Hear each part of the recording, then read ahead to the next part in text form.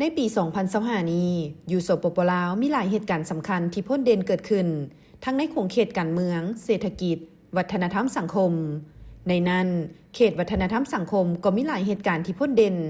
เป็นต้นการทำห้องเอาอุทยานแห่งชาติหินน้ำนอเมืองบุรพาแขวงคำมวนเข้าเป็นมรดกโลกทางธรรมชาติร่วมชายแดนกับอุทยานแห่งชาติฟ้องหยาแก่บางมรดกโลกทางธรรมชาติแขวงกวางจิสสเวียดนาม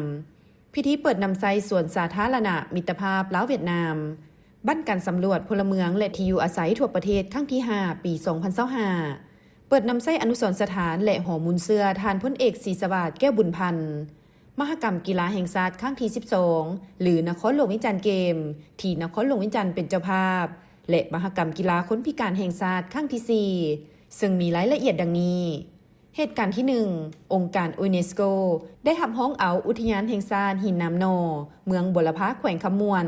เข้าเป็นมรดกโลกทั้งธรรมชาติร่วมชายแดนกับอุทยานแห่งชาติฟ้องหยาแก่บางมรดกโลกทางธรรมชาติแขวงกวางจีสสเวียดนามอย่างเป็นทางการในกล่องประชุมคณะกรรมการมรดกโลกครั้งที่ 47 ในวันที่ 13 กรกฎาคม 2025 ที่นครหลวงปารีสประเทศฝรั่งอุทยานแห่งชาติหินน้ำนอเป็นพื้นที่ที่มีความหลากหลายมีสัตว์ป่าและชีวนานาพันธุ์อันมหัศจรรย์ที่บ่สามารถพบเห็นได้ทั่วไปในโลกแต่สิ่งเหล่านั้นยังคงมีอยู่ในเขตอุทยานแห่งนี้เท่านั้นซึ่งเป็นหลักฐานให้รู้ว่าอยู่แขวงคำมวนสปป.ลาวมีมรดกทางธรรมชาติและสิ่งแวดล้อมที่มีความหมายระดับโลกในตอนบ่ายวันที่ 22 พฤศจิกายน 2025 ก็ได้มีพิธีแห่ใบยั่งยืนรับห้องเอาอุทยานแห่งชาติหินน้ำนอเข้าเป็นมรดกโลกทางธรรมชาติโดยเริ่มจากสนามบินสากลวัดไตมาหาที่สวนประตูไซนครหลวงวิจันทร์โดยมีบรรดาการนำและภาคส่วนที่เกี่ยวข้องเข้าร่วมอย่างเป็นขบวนฟืน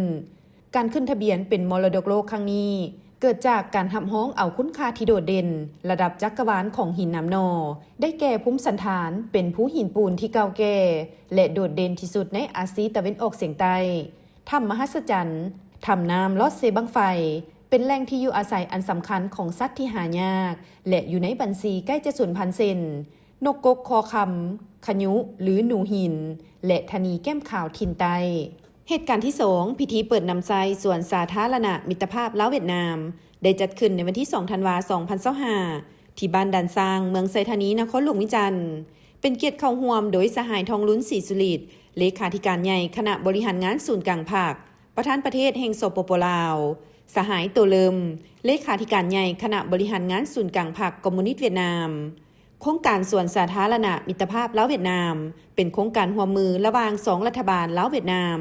ซึ่งได้เซ็นสัญญาเริ่มลงมือก่อสร้างในวันที่ 31 มีนาคม 2025 มีมูลค่าทั้งหมด340ตื้อ471ล้าน5แสนดงในนั้นทุนสมทบของรัฐบาลสปป.ลาวแม่น9ตื้อกีบหรือ10ตื้อ471ล้าน5แสนดงและทุนช่วยเหลือลาของรัฐบาลสสเวียดนามแม่น330ตื้อดงเป็นโครงการหนึ่งที่มีความหมายสำคัญทางด้านประวัติศาสตร์การเมืองอย่างลึกซึ้งระหว่าง2ภาค2รัฐและประชาชน2ชาติลาวเวียดนามซึ่งบ่เพียงแต่เป็นสัญลักษณ์แห่งการพัวพันมิตรภาพอันยิ่งใหญ่ความสามัคคีพิเศษการร่วมมือรอบด้านและหุ้นส่วนยุทธศาสตร์ของ2ชาติพวกเขาเท่านั้นแต่ส่วนสาธารณะมิตรภาพลาวเวียดนามที่สวยสดงดงามแห่งนี้ได้กลายเป็นบ่อนท่องเที่ยวทางด้านประวัติศาสตร์วัฒนธรรมที่สำคัญเป็นสถานที่จัดกิจกรรมต่างๆเป็นบ่อนพักผ่อนออกกำลังกายบ่อนลิ่นของเด็กน้อยเยาวชนคนหุ่นหนุ่มและเป็นบ่อนศึกษาหำเหียนของคนหุ่นสืบทอดได้เข้ามาทัศนศึกษาคนครัวเกี่ยวกับความสามัคคีพิเศษและการร่วมมือรอบด้านของสองชาติลาวเวียดนาม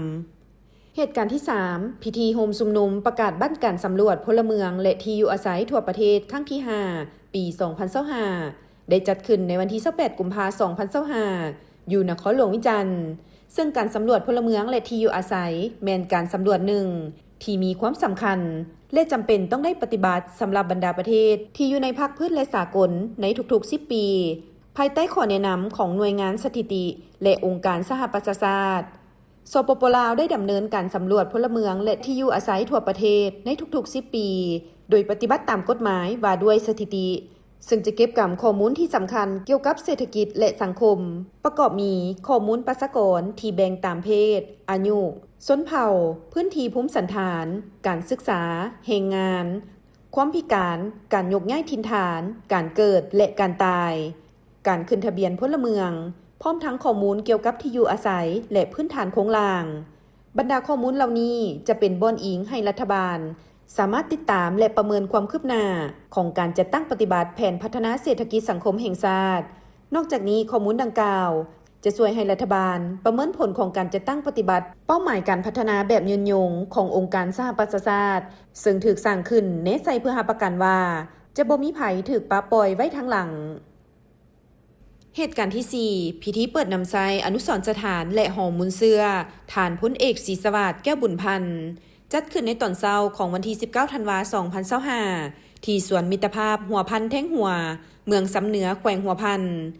ท่านพลเอกศรีสวัสดิ์แก้วบุญพันธ์เป็นหนึ่งในนักรบปฏิบัติหุ่นทำอิฐในขบวนการต่อสู้ปลดปล่อยชาติเป็นผู้ร่วมก่อตั้งกองโฆษณาประกอบอาวุธร่วมกับประธานไกรสอนพรหมวิหารประกาศสั่งตั้งกองราชวงศ์ซึ่งเป็นกองทัพประชาชนลาวในปัจจุบันนับแต่มื้อทำอิฐที่เข้าร่วมการปฏิบัติเพิ่นได้รับหลายหน้าที่หลายตำแหน่งแต่ต่ำหาสูง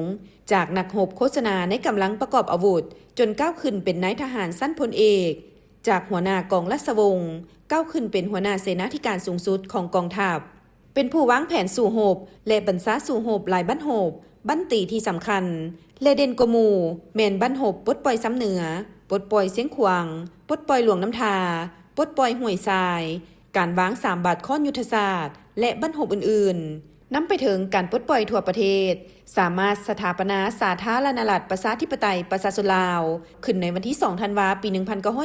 1975 จากความหมายสำคัญมูลเสื้อวีรกรรมคุณงามความดีและผลงานการปฏิบัติอันใหญ่หลวงที่ทานพลเอกศรีสวัสดิ์แก้วบุญพันธ์ได้สร้างไว้ให้แก่ประเทศชาติและพื้นแผ่นดินแม่ดังนั้นพรรครัฐบาลก็คือกระทรวงป้องกันประเทศองค์การปกครองแขวงหัวพันพร้อมด้วยครอบครัวแก้วบุญพันธ์จึงได้สั่งหุบปั้นทานพลเอกศรีสวัสดิ์แก้วบุญพันธ์มาสถิตไว้ในอนุสรณ์สถานและหอมุนเสื้อที่เมืองสำเหนือแขวงหัวพันแห่งนี้เหตุการณ์ที่ 5 มหกรรมกีฬาแห่งชาติครั้งที่ 12 หรือนครหลวงวิจารณ์เกมที่นครหลวงวิจารณ์เป็นเจ้าภาพได้เปิดขึ้นอย่างเป็นทางการในวันที่ 15 พฤศจิกายนและปิดลงด้วยผลสำเร็จในวันที่ 25 พฤศจิกายน 2025 โดยได้จัดแข่งขันใน 33 ประเภทกีฬาซิ่งเหรียญทั้งหมด 1,563 เหรียญในนี้เหรียญคำ424เหรียญเหรียญเงิน425เหรียญและเหรียญทอง631เหรียญมี21ภาคส่วนจาก3กระทรวงนครหลวงวิจารณ์และ17แขวงในทั่วประเทศเข้าร่วมแข่งขัน